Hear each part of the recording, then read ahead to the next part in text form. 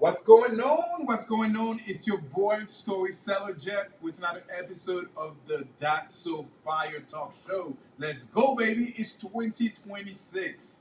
Man, this is the very first show for the year, and I'm super excited to have my man here, Trevor Calais, on the show. But I want, before we get started, I want to wish you guys the happiest new year ever. I hope that you guys are going to have abundance. I hope you guys are going to have really great health, joy, peace, and massive success for 2026. But without further ado, would like to introduce my man Trevor on the show today. Let's go. Let's go hustle, baby. Nice to meet you. Pleasure meeting you, man. Super excited to have you on the show. Let's do a quick introduction. Who is Trevor Calais? My name is Trevor Calais. I'm the founder of Let's Go Hustle, former military veteran, and I help other veterans and everyday people beat inflation with the three-phase system. I'm from Shreveport, Louisiana, like I said, and that's who I am. I'm a man that walks by faith, right? A believer of God. I got a beautiful family, been married 15 years. I got 3 beautiful daughters, and that's who I do. Everything that I do in life, I do it for them. That is awesome. I have 3 girls too. I didn't know that about you. How old are your girls? I got a 14, a 12, and one who's about to turn 8 in 2 days.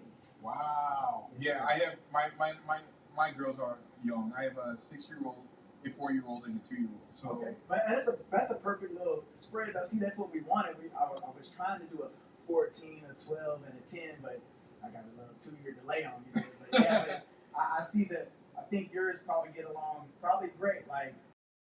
It's on my youngest one. Oh yeah, 100%. They still pick on each other, but you know they are great sisters, and underneath our stairs at home, like we transform that into like a house for the middle child. So it's called like her house.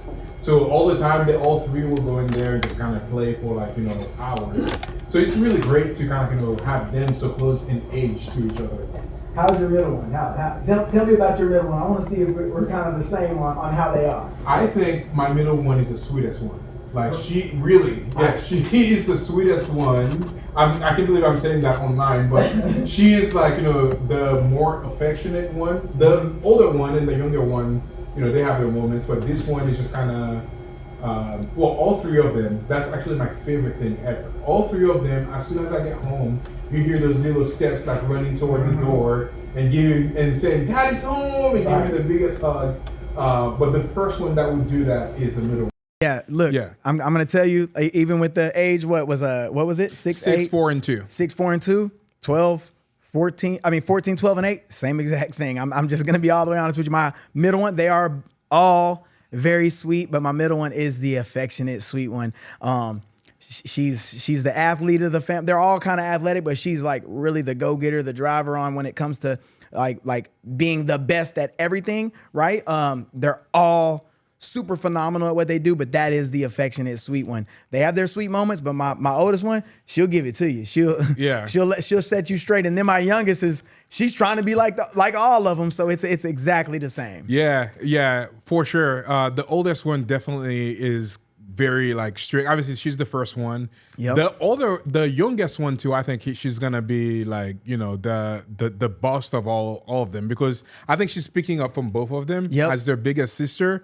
But she's 2 and she has like a strong personality already. Yeah, which is crazy. It's exactly the same. That's funny that it works like that. Someone similar that has the same kind of age group and all daughters, same thing. Yeah, man, I did not know that you have 3 girls, so that's cool. Yes, sir. Yeah, daddy's girls over here. Daddy's girls, we winning. Let's go. Let's go. So one of the very first questions I like to ask people is, what is their...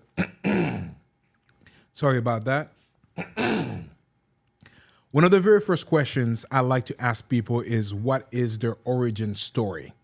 So let's get started there. So like I mentioned, I'm from Shreveport, Louisiana. Shout out to my home state, my home city. Let's go.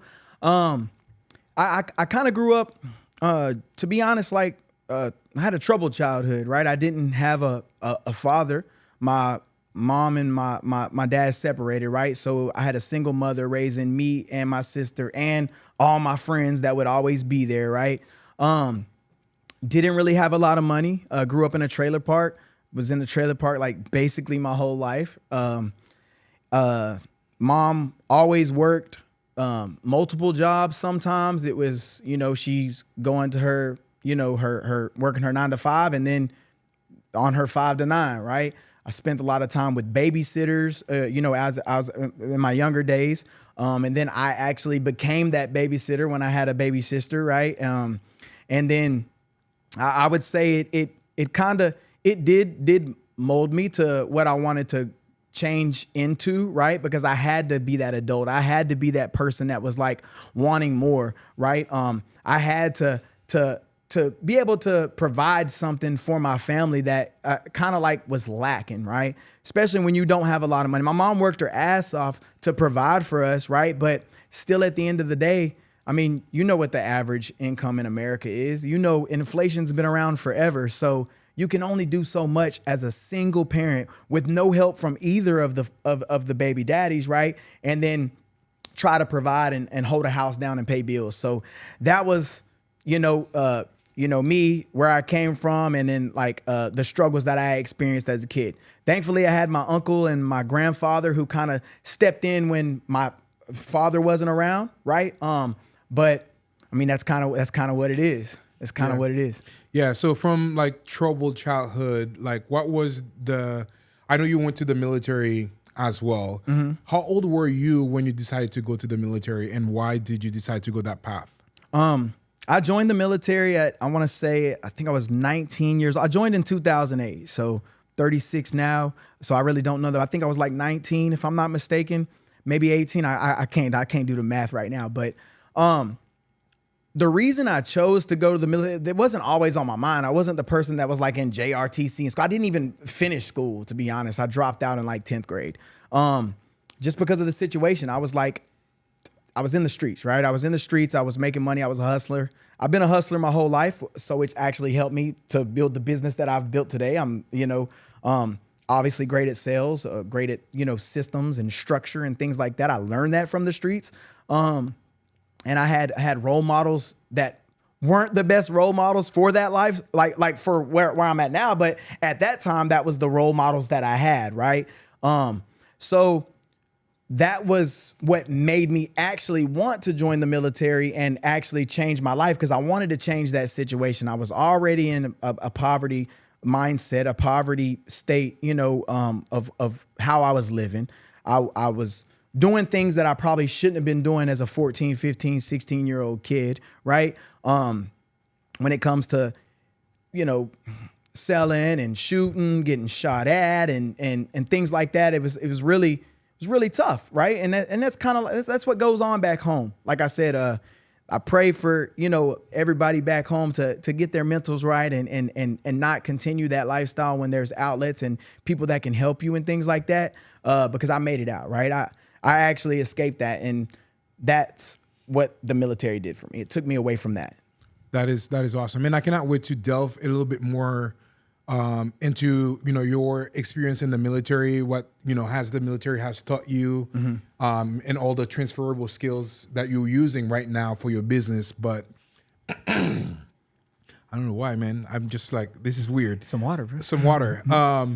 But you talked about poverty mindset. What is poverty mindset, and how can somebody get out of that mindset?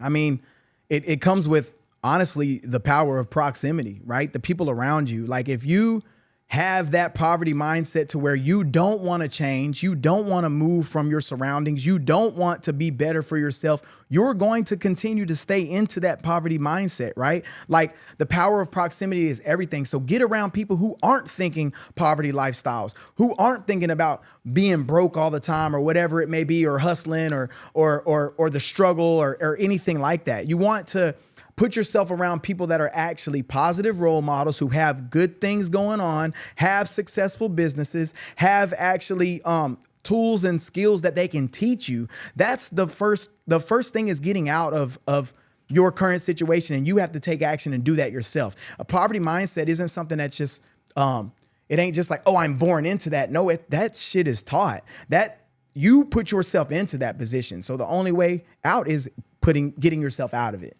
Yeah, absolutely. And I think this is very key. Like a lot of people, that probably is the biggest hurdle that they might have from not excelling in life, from not achieving the goals that they want to do, because they're like locked in into that poverty mindset. But I really love your point about surrounding yourself with other people, because they say that, you know, you are the 5 people that you surround yourself with. If you have other people that are dealing with poverty mindset, you will be the 6. Yeah, 100%. I mean, your network is your net worth. I know you've heard it. I know you've seen it, and that shit is true. It truly is. I want to be around people who want to elevate themselves. So I want to be around people who have good relationships with their spouse, who have good relationships with their children, who have a successful business, who can teach me things. That's the type of people that I want to be around. So it all starts with that. Once you change that circle, right, and you value your power of proximity, right? And you will get out of that. You will leave the poverty mindset just because of the people around you motivated you to do so. Yeah, absolutely. You mentioned earlier that you grew up in the street. What are some of the biggest lessons that you've learned from the street that is transferable to the success that you've had today? Systems. I mean, honestly, systems. I mean, living the street life is a system. Like, hey, I'm out. It's time to get more. Like the re-up, right? So I'm out. Time to get more. That's a system. Then break it down, distribute it. That's a system. So it's been able to, and obviously the people that you're putting into those systems have to be trustworthy. They have to be valuable. They have to see, you know, the potential in what's being done. And it's the same thing with business. It's systems. I'm putting the best person at that position in the business. I'm creating the system so that I know the system can't fail. So it's helped tremendously as long as it helped by me being able to maneuver the negative side of that and put it into a positive side, right? Yeah. Systems and structure. Same thing on the street. You can't violate. You can't play funny money. You can't break the system or it's not going to work. Same thing with business. You can't break the system. Love it. For anybody that might still be living that life right now, being in the streets, what is the number one advice that you would give them if they want to get out of that? My number one advice for anybody that's currently in them streets and they can't really figure out a way out, I put a reel up on my Instagram channel. You can follow me at official Trevor Calais on Instagram. And that reel was literally telling you to do the same thing that I've done. If somebody's done it, then it's proven to work, right? Join the military. I promise. Do a 4-year bid. Nobody says that you have to go pick the most highly dangerous job out there. I was an infantry guy, but you don't have to be an infantry guy. You can go do a 4-year bid, supply, cook, whatever it may be, and just let that give you the structure, the guidance, the support, and really help you with authority and things like that to actually change your position. That's the number one advice I would give anybody, because I've done it and I've seen it happen multiple times again for my friends and family that have been there and done that. Yeah. So I know a lot of people, they think that joining the military is kind of like a death sentence. What would you tell them about that? I mean, don't knock it till you try it. Everything is a death sentence. You could walk outside and get shot on your block, right? You could go to the store and get robbed. You can anything. You can't look at your mental of like your mindset can't be just because somebody said that or that's their belief that you are going to feel the same way. You still got to try it. You still got to do it. Your thought, his thought, anybody else's thought is all different, right? Go experiencing it. Go actually experience that stuff. People like to point out the negative side of things and all the time, but they never look at the positive side of things, right? Joining the military literally changed my whole life, right? Like, it gave me stability. It gave me a house. It gave me health care. It gave me life insurance. It gave me education. It gave me skills. It gave me money that I'm now going to earn for the rest of my life. It gave me a family. It gave me literally everything. And it can do that for anybody. Like, and you can't think that, oh, I'm not going to go because so-and-so is the president, or I'm not going to go because we're at war and I'm going to go. It's not like that. don't knock something until you try it. There's a reason people say that. Don't knock it till you try it. Yeah. And I think this is probably, by the way, shout out to all of the military people that we have out there. I am so grateful for you and all the service that you guys have, provided, to us. For sure. You are incredible people. You're probably like the 6th or 7th military people that I've had in the show. Perfect. And That's good. all of those people have accomplished so many great things, and they all attribute their success to being in the military. All the things that they've learned from it that has, transferred to, their business and their personal life, obviously the discipline, Right. all the really great things. And we'll delve into that, but shout out to all the military people out there. Super grateful for you. Salute. Shout out. Let's go. So tell me a little bit about your experience as being in the infantry and the military. I've seen the best times of my life, and I've seen the worst times of my life, right? So I joined, right? I took my ass bath thinking I wasn't even gonna qualify to even be able to join the military, because you got to understand of what I was doing and where I was currently living and my education level of being a dropout and things like that. So I didn't even think I was gonna get accepted. I already had these tattoos and stuff. So I'm like, can I even get in with that kind of stuff, right? But I joined in 2008, and that was a time of war. So they was really taking everybody, right? Took my ass bath, and I only qualified for two jobs, right? 2 MOSs. It was 11 Bravo, and I think supply is like 92 Alpha, if I'm not mistaken. It was supply. So infantry and supply. Those were the 2 things that I was offered, right? Didn't really know a lot about them, right? But my recruiter, he kind of sold me. He closed me. He was like, man, infantry does cool shit. He was like, I know what you do currently. I mean, you're already getting shot at. You can't even get me a clean piss test to actually go in so we can get you started. He was like, I know what you're doing. Cause I've been transparent about a lot of stuff. I was transparent with him about everything, right? He was like, so infantry is actually, you can still do the same stuff that you're doing now legally. You actually get to go kick down doors and shoot bad people in the face. He was like, I mean, it's dope. And he was selling me on it. You're gonna fit, work out, all this stuff. So, that's what I chose. I chose that. I didn't get no sign-on bonus or none of that. I went for that because I was like, that actually does sound cool. I was already playing Call of Duty and stuff. So I'm like, oh, I can do that stuff in real life, right? So, joined. I went on my first tour to Kunar Province, Afghanistan. I was in RC East. That was for, in 2009 to 2010. I got OEF, Operation Enduring Freedom, 09, 010 tatted on my neck, One Life to Live on there. And it was rough. If you do a little bit of research on RC East and Kunar Province, was a hot part because Pakistan, the mountains are right there, and over there is Pakistan. So we continued to take contact every single day. When we got there, we were actually in the Stars and Stripes because we took contact for 82 days straight as soon as we got there. Wow. Right? I was on a COP. I wasn't on a FOB. And no disrespect to anybody who, obviously different careers, different strokes for different folks, right? That just happened to be mine. So I can't complain about people who chose something different. If you know what I mean? That was just their path and what God chose for them, right? But I was on a COP in the middle of nowhere, right? And just surviving, taking contact all the time. Super hot deployment. I lost a lot of friends. I lost some leaders. Had a bunch of close calls. I got shrapnel in my body from explosions and things like that. It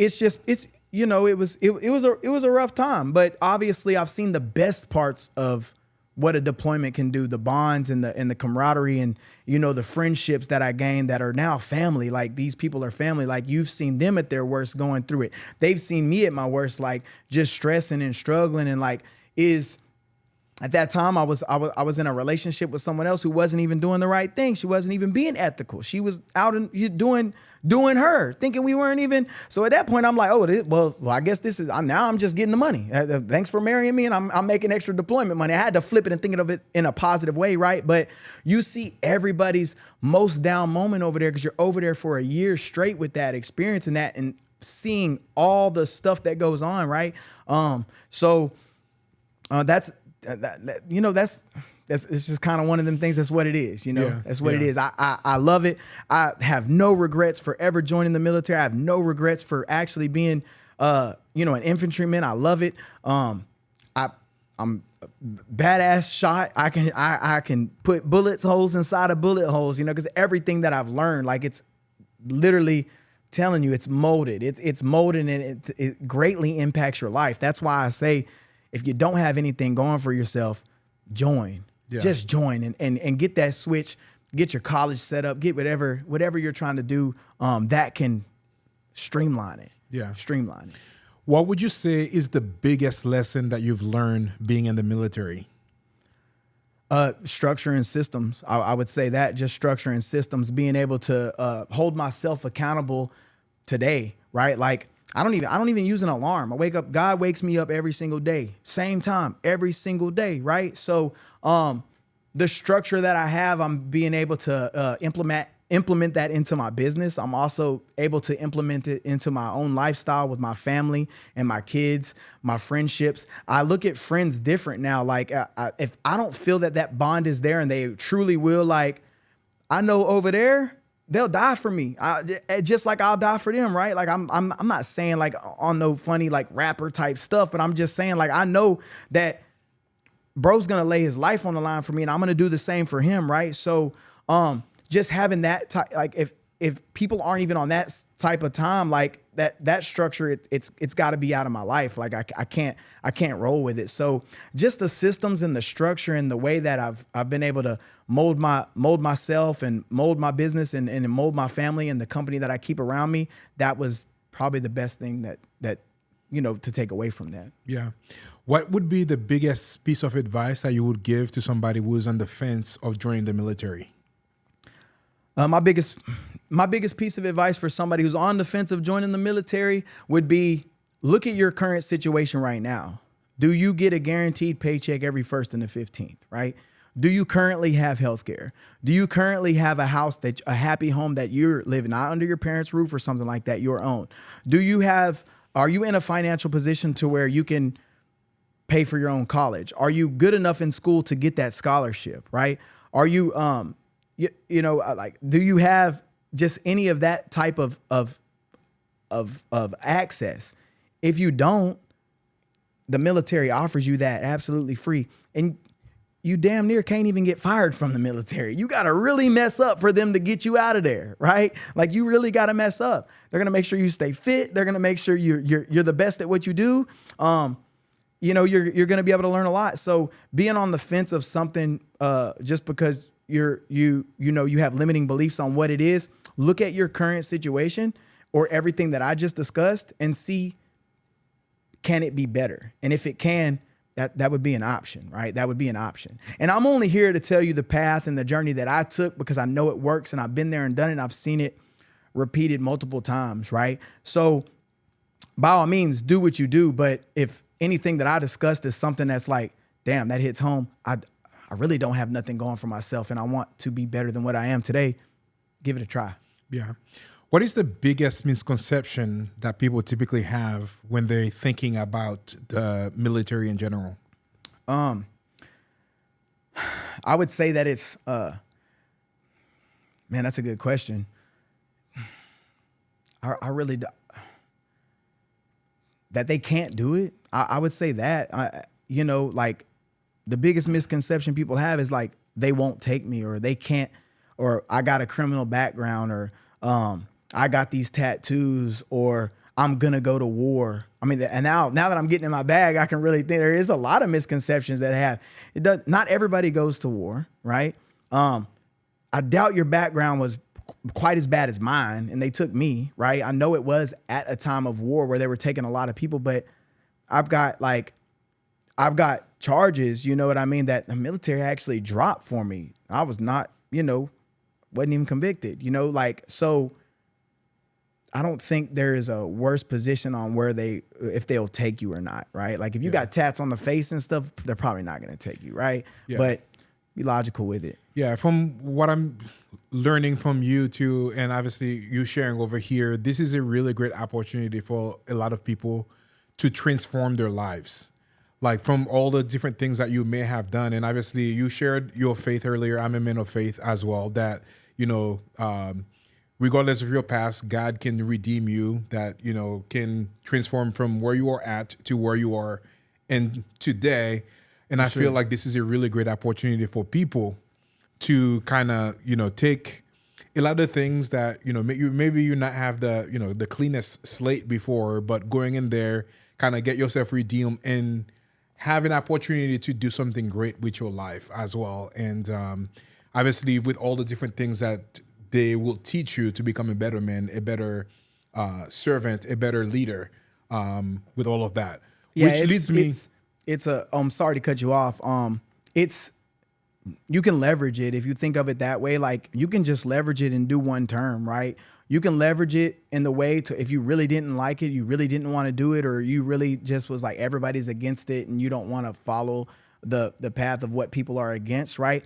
You can leverage it just for a certain amount of time, just to get not only what they teach you and what they do for you, but there's a lot of stuff that happens on the outside just by having that military background, right? Like, jobs are super easy to land, right? If you've earned it and you've done what you're supposed to do within the military, I mean, you will get VA disability for the rest of your life, right? If you want to go to college and you can't afford it, like I mentioned earlier, or you can't land that scholarship, join the military and they'll actually give you the GI Bill so that now you can go to college and do what you truly want to do, what you're passionate about, right? So think of it from a leverage standpoint as well. Okay, man, I'm about to just go do this quick little 4 years, boom, and then I'm out, and then now I can actually do what I really was truly intended on wanting to do, right? You're not going to have regrets. You're going to love it. It's going to be great.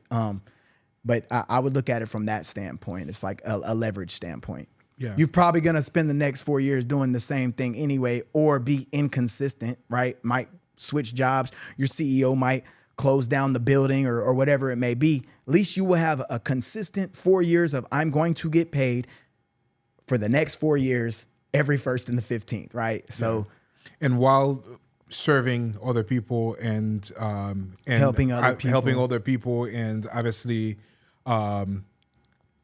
serving the United States of America as well. So, for sure. What are some of the skills that people can learn that could apply from business when they are in the military? Communication.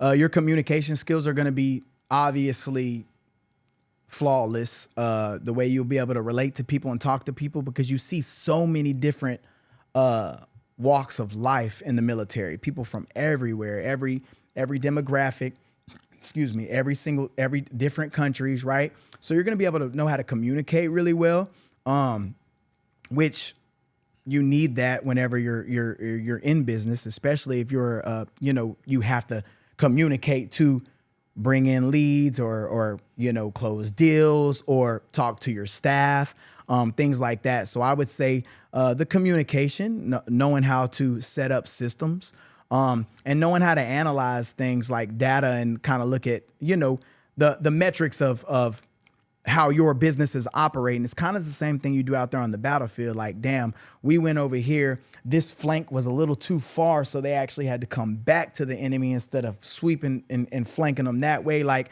just stuff like that. That's going to heavily impact you in working a job or owning a business, right? Either or. And also leadership still. Leadership is probably one of the big ones as well. 100%. Not everybody does make it to be a leader within the military, right? Like, because obviously you got to climb through the ranks and get that. But if you do, obtain those leadership positions, of course, yeah, you're going to be able to have that skill as well. You got to look over, you got to bring, you might start off as a team leader where you got to bring 4 people home. And then you might move up to a squad leader where you got to bring 10 people home. And then you got to move up to a platoon sergeant to where you got to bring 30 plus people home. And then a first sergeant where you got to bring a whole company home. You know what I mean? So that is one big, it's a huge thing, leadership. Yeah. So now that we've kind of talked a little bit about your experience in the military and all the things that it has taught you and all the skills that you've learned and all the benefits that you've gotten from it, now let's talk about you coming home. For sure. So what was the experience like from the time that I think you said you were deployed in Pakistan, near Pakistan? Well, yeah, I was Kunar province, Kunar province. Afghanistan. Afghanistan. So you said that you were deployed in Afghanistan and then now coming to the US. What was that experience like for you? Are you meaning like just coming home from the deployment or separating from the military as a whole? Both of them are great questions. Whichever you want to go to. I was mostly thinking about like, coming, like getting out from the military to the civilian kind of life. So yeah, just to take you a little bit of walk, right? Like joined, 6 months later deployed, came back from deployment, obviously acclimated back into, regular life, garrison mode is what they call it. We're not downrange no more. Then I went to Germany. I got stationed in Hohenfels, Germany, playing Op 4, which was still kind of dope because I'm still kind of doing, I'm playing the bad guy. I'm playing the Taliban now, and I'm playing the enemy for soldiers that are training, right? So that was a dope gig. Out there, I got a whole bunch of good and I got a lot of bad. I got demoted for getting into it with one of my squad leaders. I got my stripes back, like literally, I think like 4 months. As soon as extra duty was over with, and they were like, "Hey, you're going back to the board." So went back to the board, got my stripes back, and then that led to, I got my EIB, expert infantry badge. So that means people have them, right? But you got to be really on your job. You got to really know your stuff. You know what I mean? So got that. I killed it in Germany. It was a great, you know what I mean? It was a great, I would say adventure, right? It was a great journey. I would say it like that. From there, we came to Fort Riley, Kansas. And then that's when I started separating, went to El Paso, Texas, and then I was done with my military career. So now that's where things really got tough, right? Because the military is all I knew. For the past, 6.5 years, I only knew military, right? So jumping around job to job and trying to figure out something that actually fits me and thinking that because I'm separating that I'm going to land this dream job, sometimes it isn't all hyped out to what it's supposed to be, right? So that transition was probably rough. I landed a railroad job railroad. I'm like, damn, that's a dope job. I'm a conductor. Then I got furloughed for like 2 years. So it was like, I landed a job that was my dream job that I was like, oh, hell yeah, I'm going to make a whole lot of money. And then I got furloughed for 2 years and I'm not getting paid. So what I'm going to do?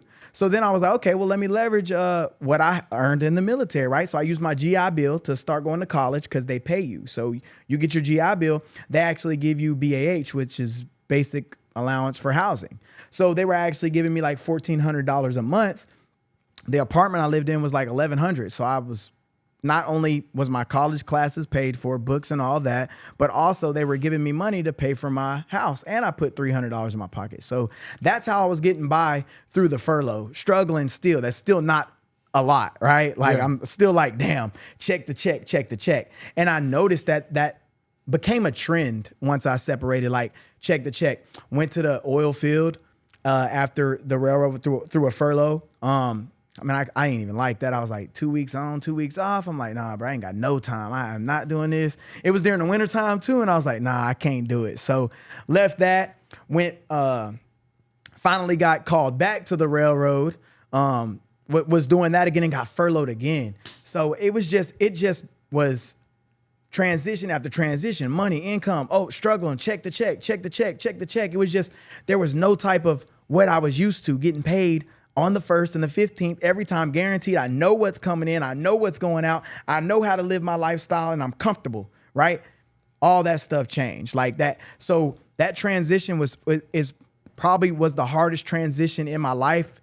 And I know more veterans are actually going through that because it's a typical trend. Yeah. Before we jump to obviously your business, obviously you help a lot of veterans, which I think is awesome. What advice would you give to anybody that is watching this that are dealing with PTSD right now, or that might be struggling after their deployment is done? My advice for anybody that is dealing with PTSD is definitely address it and go get it looked at. I actually get 70% of my disability for that, because it changes who you are. It changes everything with how you react to people, how you treat people, the things that you think about. I went through a time in my life where I was like woken up. I was like, now that I've like started walking by faith, I probably kind of understand it more, but I was like waking up every day at 3:00 in the morning and then like going, checking the house, checking my, I'm checking the doors, make sure they're locked, checking my surroundings and things like that. Sometimes my temper is very short. I've learned how to obviously grow and, as I get closer to God, right? Cause that's a new journey to me as well. But as I get closer to walking by faith and living how I should be living, I mean, it's rough dealing with it. I was drinking all the time. I'm talking about Hennessy every single day. I wasn't being a good spouse, right? I wasn't being a good friend to people. I was getting into it with family members, lost family members, lost friends, almost lost my marriage, right? Almost lost my family because of PTSD takes a big toll in that, right? Like, so address it, talk to people, connect with people, make sure that you're at least getting compensated for it. Don't just sit there and deal with it and not be getting compensated for it. Talk to somebody, because there's always somebody there that definitely can assist you, get you through those hard times and those mental thoughts that you have. Or there's other veterans that are dealing with the same thing that you can connect with and talk to. So biggest thing is address it ASAP and get it under wraps. Yeah. So now you've had that experience. You went to the military, you came back, started a job that you actually enjoyed, but got furloughed. Utilize like some of the benefits that you've gained from the military to like advance your life. Mm-hmm. When did you know that you wanted to start Let's Go Hustle? I got tired of the same trend of inconsistency, low VA benefits. Like I was only rated at like 30%. I got tired of living paycheck to paycheck. I got tired of like having, which I know now, I didn't know then, but I had good credit. I had like great credit. I wasn't even leveraging it because I didn't know, right? I didn't even know the tools that I had available to me. But it was the trend of like only getting by, not being able to provide a lifestyle for my family and my kids that I didn't live. Like I've been to Disney World one time as a kid. Like I've taken my family 2-3 times now.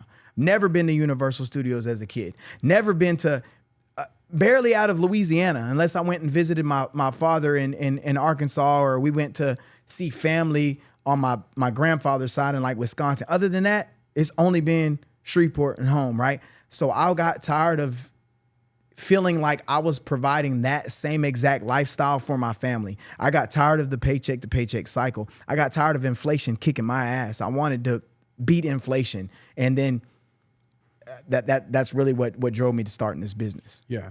For anybody that is watching this that may wonder, that might be wondering about Let's Go Hustle, mm-hmm. What is that business and what do you help people do?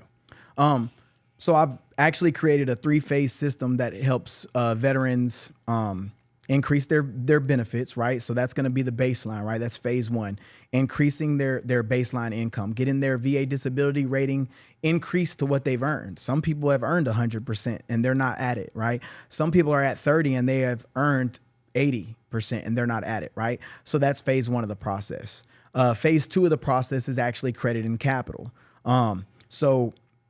Veterans or active duty military members who aren't in a good credit position, we actually fix their credit for them, and we put it in a lender favorable position so that lenders actually say yes, because we know how the systems are supposed to look. I've been through every part of the system, so that's how I know, right? Immediately after that, we send them for funding. So they're going to get access to business funding. So now they have credit and capital. That's their financial uplift. And that's if they want to grow, scale, start a business, whatever, operate their current. And then phase 3 is I build them a business in a box. So I build them a rental car business that's going to create them an additional 5 to 10K a month. You can always do more, but what I build will make them an additional 5 to 10K a month. We have over 10,000 students who've already done it. So I have actually the data on this working multiple times over and over again. Like I said, military taught me systems. So I created the systems from me going through those systems myself, trial and error, to making it work. It took 3 years to build this, and I've been able to condense it into a 90-day timeline for anybody who wants to be a part of it. Yeah. What are some of the biggest struggles that, people from the, people that had got out of the military, what are some of the biggest struggles that they have right now when they're considering starting their business or trying to make money regularly? One of the biggest struggles that they have is they're trying to do everything with the money that they're making from their active income. It's super hard to, one, start a business without any type of leverage. And when I say leverage, I'm speaking about credit and capital, right? Credit opens the door for other opportunities. You can go get assets that you can turn into cash flow, right? And capital is that's your financial backing just in case anything happens, right? So a lot of the times they don't even have that flow of how, or I would say that they don't have that understanding of how that actually works, right? So I would say go back to your what the biggest thing that they're struggling with right now? It's just lack of knowledge of using the tools that are already of access to them. Yeah. So obviously, they got out of the military and now trying to figure out what they want to do with their life, and still maybe dealing with, PTSD and, dealing with all of the stuff. And because of that, they might, get into bad credit. Mm-hmm. What are some of the things that they can do to improve their credit scores? So one of the things that anybody can do when they're in a bad credit position is just take action, right? Invest in your credit, because that's the most important thing. If it opens the door for opportunities like assets and capital, why would you not focus on fixing that and not focus on only the score? They need to focus on the whole profile, right? Every data point on the credit profile matters. So you need to make sure the payment history is 100%. You need to make sure that your age is at least 2 years or more. You want to have less than 3 hard inquiries, right? You want to make sure your utilization, like your credit usage, is below 15%. They say below 30, but 15% is going to be that real sweet spot to go get you, at least 50K from the bank, right?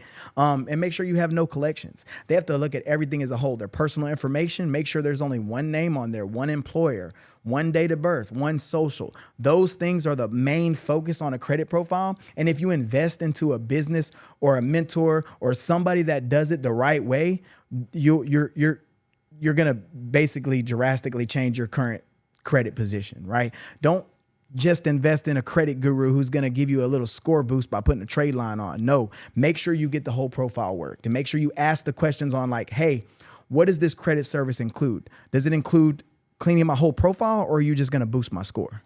Yeah. Why is it so important to invest in the right person, obviously, to help you clean up your credit profile? Because the internet is full of scammers. The internet is full of people who just sell you perception. The internet is full of people who just sell you ideas or some things that they learned that they haven't even done themselves. So you want to make sure that you pick the right person. Do your due diligence on who you're choosing to work with and obviously do business with, and then go that route. Trust your gut. If you have a bad feeling from the jump, that's your inner voice of God. Listen to it. Don't even roll with it, right? Make sure, okay, you've done your research. You've looked at his page. You've looked at his funnels. You've looked at his YouTube. You've looked at his Google reviews. You looked at everything, and then you make your judgment based on that. Don't just get sold by perception and what people show you. People show you their highlights on the internet. They don't show you what they really go through. Yeah. What was the biggest story, I guess? Can you share with me one of your favorite story of somebody that you've helped, from where they were at to where they went to because of the things that you were able to provide for them?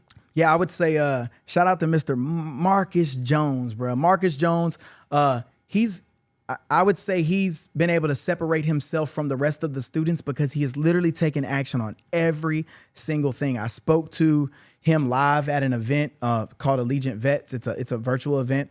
They have a skill bridge program set up for military personnel who are separating from the military that's looking for their next thing. He trusted the process, right? He joined my school community. It was free. About a week later, he bought into the mentorship. So he wanted the done for you business build out, right? So he bought into it. I would say a week later, he was so anxious to get started. He was just using the course materials. He listed his own personal cars and was already booking and making money. From there, we already had fixed his credit. We got him his first like 25K in funding, right? He's already doubled, tripled his investment right there, right? And then he got booking after booking after booking. He showcases his journey like throughout testimonials. He posts the wins in the school community. So as soon as he got that, he's up to, at that time, he was up to like 9 cars. He had 6 with him in Colorado Springs. He had 3 in Florida with his father. His dad's running now he put his dad on to run a Laturo business. We got him like 66K. Now he's already went for his second round. So now he's in funding again right now. So we're probably going to go get him another 150K in business funding, 14 cars now. And he's actually a part of my staff. I've hired him as one of our sales reps. So he's a closer for me now, because what better person to have, basically sell your product than somebody who's done it, who's seen it, who's experienced and things like that. It's a lot better than just taking somebody random off the internet that I'm trying to train and get. I'm not saying I don't do that, but that experience is the best experience because they can give you their true testimonial. They're going to speak from the heart about why you should move forward with something like this. Absolutely. And you mentioned that you've helped over 10,000 people kind of go through that process with you, which I think is fantastic. I want to give transparency on that. Like, just because the number is 10,000, a lot of them, that don't mean that they came into my mentorship for the 3-phase wealth boosting system, but they've started the VA increase process. A lot of them, they come in just to get their increase, right? Because they think that that's the finish line, but it's actually the starting point. And at some point in time, they'll understand that, like, you shouldn't have stopped there. You got to keep going, right? So when I say 10,000, that's the network overall. People who've came in for VA disability, people who've came in for credit repair, people who've came into the actual mentorship and things like that. Yeah. So a lot of people might not be familiar with all the different things that they need to do after they get out of the military. Can you highlight some of the things that they might not be thinking about to do that could potentially be a huge help in getting them back to acclimated to the civilian world? Yeah, I would say start with taking some classes, right? Financial literacy, things like that, just to understand how credit and how the system works outside of the military, right? Being separated is a lot different, so I would obviously, invest in some financial literacy, invest into learning credit, how credit works, how you can leverage it, right? Invest in mentors that are going to actually teach you the path that they've chosen.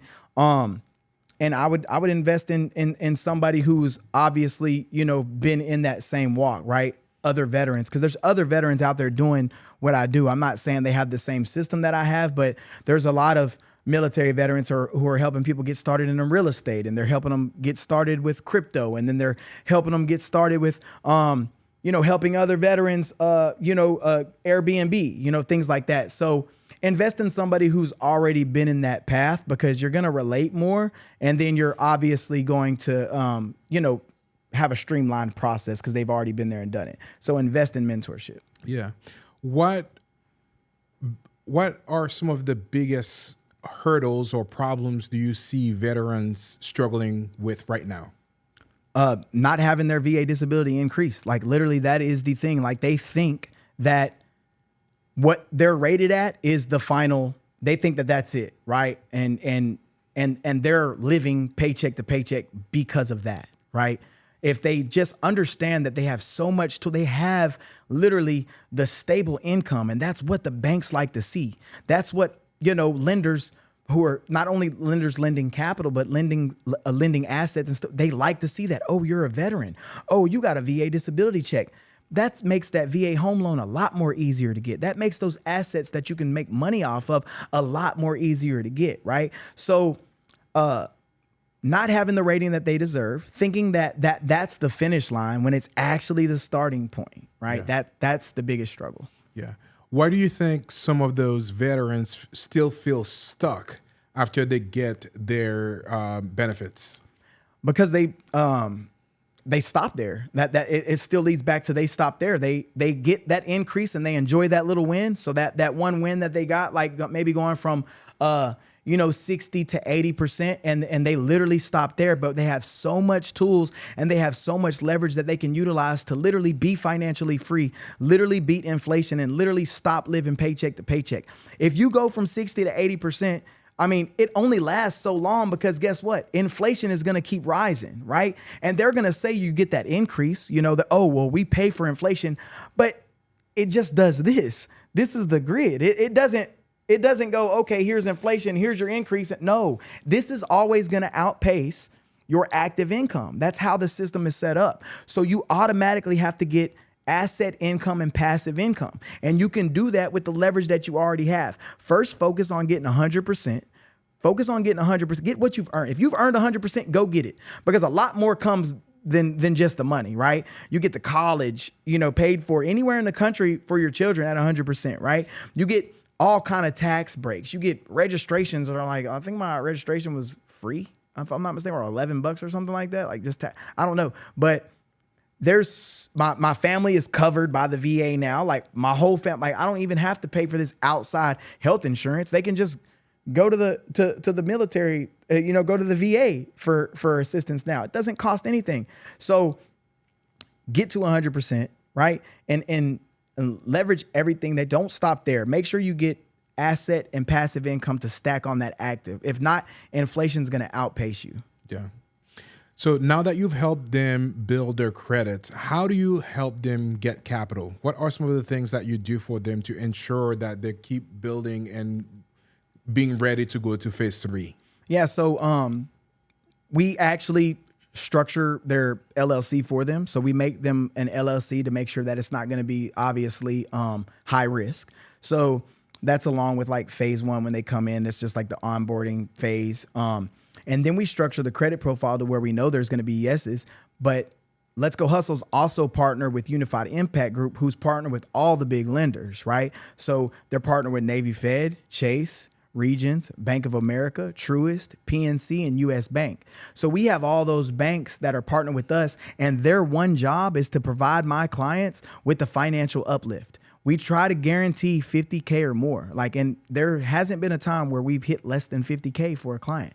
I'm talking about less. We got clients going through it now that are already at 230K. They're still going onboarding. If I could bring up my phone, I could show you the tracker. I get sent the tracker every single Friday to track the progress, to make sure systems, right? To make sure people are hitting their quotas. Yeah. It's set up that way. It falls back to the system. This can't happen until this is done. And this is done to make that happen, right? Phase 1, phase 2, phase 3. What do you think veterans misunderstand the most about money after they get out of service? They just, most veterans probably do the same thing that I did. Like we got it and I looked at it as like, oh, it's kind of like free money. Like, oh, dang, I got my VA benefits. I wasn't expecting it anyway. I'm gonna pay my mortgage and I'm gonna take the rest to the casino, or I'm gonna go out and do stuff that really isn't valuable and getting wins. You need to figure out how you can stack a win every single day, right? So leverage the money that you're getting to invest to make more money. Always want to move your money that way. So invest your money into things that make more money and that have a guaranteed ROI. If it's a thought, if it's some idea, don't invest in it. Make sure that it's proven. We don't do all pyramid scheme stuff, right? We make sure that we invest in things that have an automatic or a guaranteed return. I love it. So now let's talk a little bit about phase 3.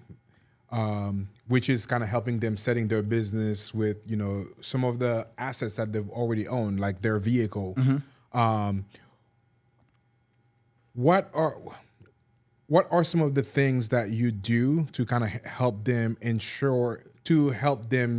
set that up to become successful with their Turo business? Because I feel like this is a little bit, might be hard for some, like obviously if they don't have any kind of business knowledge or anything like that. So for phase 3, what are some of the things that you are doing to help them set that foundation to be successful with their Turo business?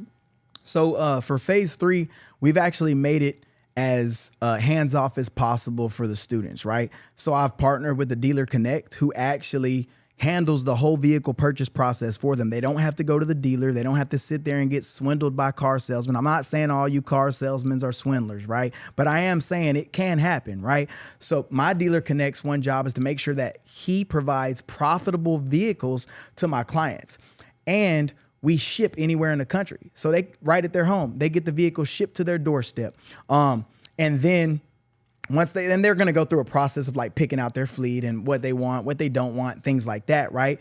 But since we've made that vehicle purchase process easy and they've trusted us that we're going to give them highly profitable vehicles, it works. I also empower them with course materials, PDF documents and things like that. That way they can always have access to the things that I've done, the knowledge that I've gained, and then on how to obviously operate it to the highest level possible. And then they get access to our private Discord channel where they have hands-on to every mentor within the program right in there. So if they have questions that they want to ask and need answers, we answer it right there on the spot or when we get to it, right? Depending on how busy we are. Yeah. Man, this has been so fantastic. We are closing to the end of the talk show. Typically, I like to keep the show about an hour, and it's been about 56 minutes. But I do have like a few more questions for you that I always ask people on there too. So we'll dive to this in just a minute. But before we get to that, I know a lot of people when they are, tatted, they have like, different meanings or different things. I want to ask you about this. What are some of the different meanings that you have? I know we were talking about like, the one in your neck and all of that. So what are some of the different meanings you have for? I got my anniversary right here. So obviously that's, me and my wife, we got those matching tattoos. My first one was mom and sis right here. I got that, tatted. I got, F cancer tatted on me just because my mother, she had breast cancer. She's beat it. My grandfather and other family members that I know have actually died from cancer. So it's fuck cancer, Sorry, excuse my language. I just got to be real about it. I put the hundreds on me because I try to keep it as real as possible, right? Like I always try to be 100. Man of faith. So obviously I'm going to put, our Lord and Savior on me. Camo down was kind of like my when I was in that lifestyle growing up. That was kind of like our group, and we did music and stuff too. So, and we looked at ourselves as like camouflage soldiers, like we're military is brothers. We're brothers. That's how we're going to ride for each other. So it's kind of ironic that I joined, Got my brand and my logo tatted on me because this is all I live for, right? I'm passionate about it and I'm serious about it, and people need to know this ain't just some I'm trying to get rich quick scheme. It's a legacy that I'm building, so I'm serious about it. It tatted on me. Just a lot, man. I used to do music, so that's there. Hustler, obviously. Name on the brick wall. I used to be posted on a brick wall. I got the boot tatted on my back. My whole stomach's done. I'm a fan of art, and it tells a story about every part of my lifestyle. Like I'm not the person that's like, it's a dragon hole and not all that. It's like different phases of life. Military. My friend was practicing. Throw some ink on. Let's do it. You know what I mean? It's just different, different stories of my life, and I remember every moment. Yeah. So you mentioned God a few times. What role has faith played in your journey? It's the only role. It helped me obviously improve my ability to be a better founder, a better CEO, a better businessman, a better friend, a better spouse, better father. The list goes on, right? I don't drink anymore. I'm not saying I'm just like quit forever. Like if we had a glass of wine the other night on New Year's, me and my wife, but I don't drink anymore. I don't smoke anymore. I used to smoke. I don't smoke anymore. I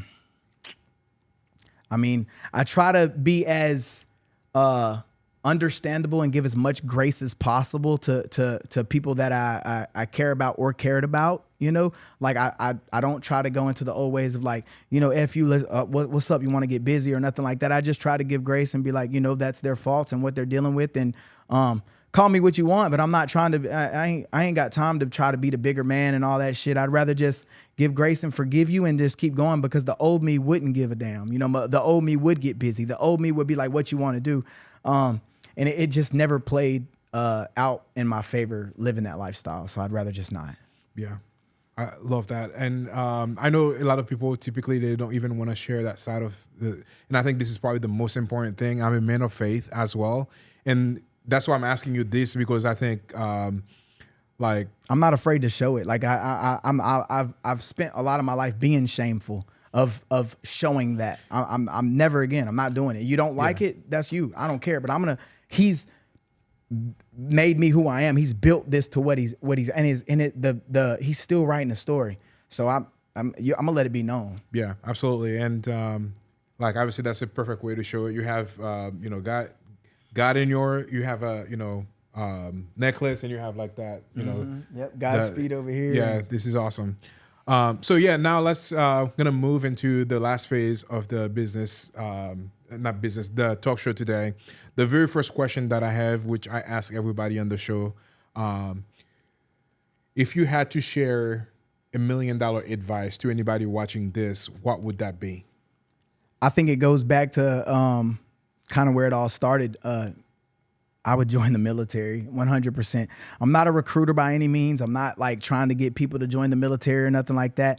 But the impact and the change and the benefits that you can get from that are forever life changing. They will improve any situation that you're currently going through. If you don't have friends, if you don't have a job, if you don't have money, if you don't have a house, if you don't have camaraderie, well, that goes to friends, right? If you don't have schooling, knowledge, skills, you can't shoot, you can't fight, whatever it may be, it will literally give you all of those things. And like I said, I'm not recruiting for the military by any means, but that is advice that it literally set me up from who I am today. Like literally from a trailer park, broke, poverty, to running a multiple six-figure business.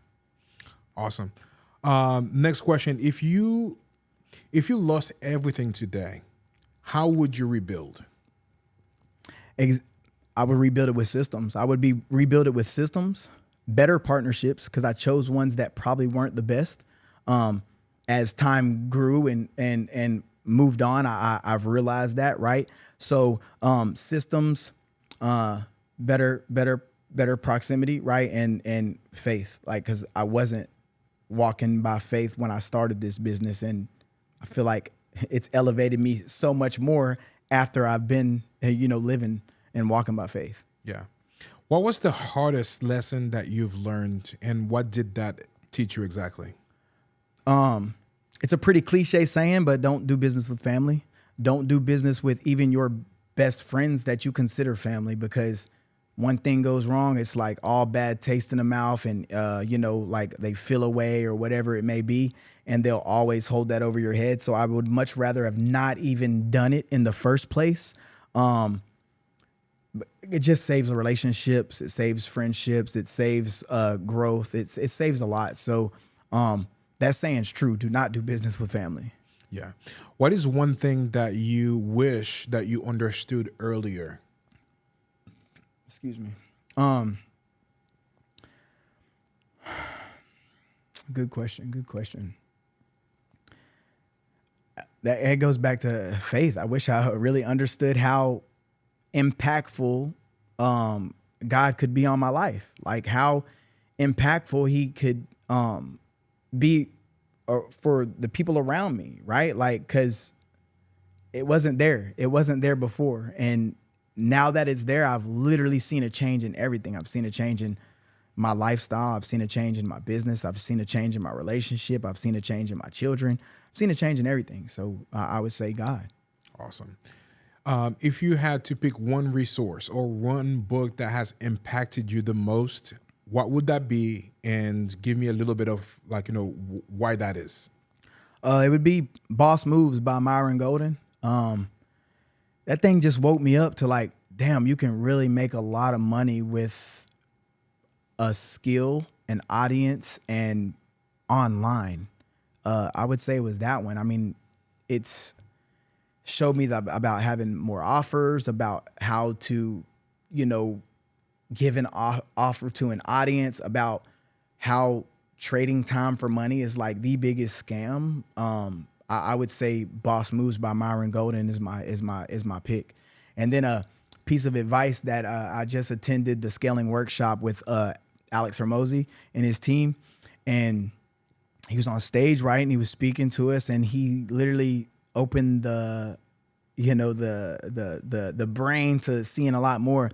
He literally said that any online business can be grown to make $100 million a year in revenue. It doesn't matter what you do. If you're online and you have a business, you can grow it to make $100 million a year in revenue. So I guess that's my goal. That's what I'm trying to do. Yeah, so I guess that's also fitting for my next question. That was not listed in my questions that I typically ask, but I know this is the season of setting goals and setting intentions and doing all the other stuff. What are some of the things that you are, what are some of the goals that you have this year that you are looking to accomplish?